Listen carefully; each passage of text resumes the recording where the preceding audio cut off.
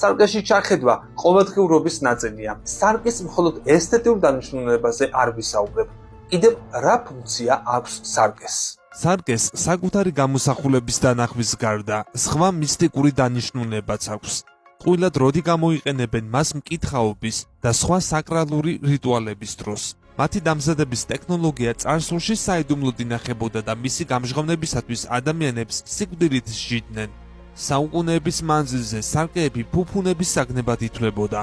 ზუსტად არავინ იცის, როდის შეძლეს ადამიანებმა თავიანთი გამოსახულების პირველად დანახვა. რა თქმა უნდა, თავდაპირველად სარკეებს გაბრიალებული ქვის, რკინის, მაგნეტიტის, ობსიდიანის და ლითონისგან ამზადებდნენ.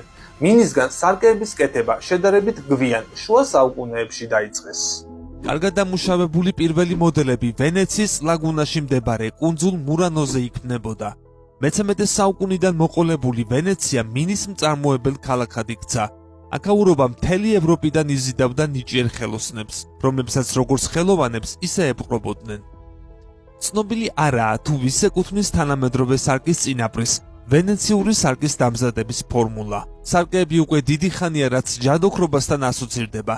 თუ მათ შეუძლიათ საკუთარი თავები, ანუ ისეთი რამ დაგვანახონ, რასაც სხვანაირად ვერ დავინახავდით, მაშინ რატომ არ შეიძლება რომ მათში თვალთაგან დაფარული სხვა საგნებიც ირეკლებოდეს? მაგალითად სულები, მოჩვენებები ან თუნდაც მომავალი.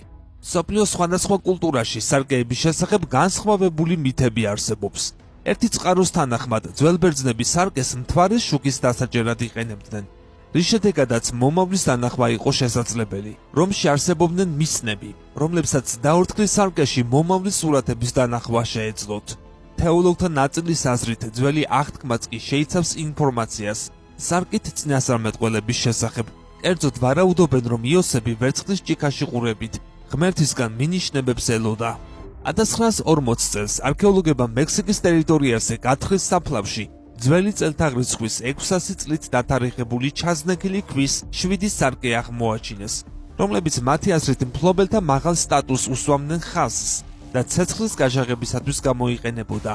ოლმეკებისათვის სარკე რელიგიური დატვირთვის მატარებელი ნივთი იყო, რომელსაც მზის ღმერთთან აკავშირებდნენ, რადგან მისი საშუალებით ცეცხლის დანთება შეეძლოთ. მიშელ დე ნოტრ-დამ ნოსტრადამუსის დაშიფრული კატრენები და ცენტურიები უამრავ წინასწარმეტყველებებს შეიცავენ, რომლებიც, როგორც ამბობენ, უკვე ახდა.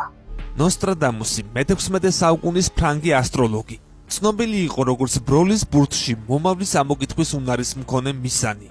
სპირიტისტები წინასწარმეტყველებისას ობსიდიანის სარკეებს აქტიურად იყენებდნენ.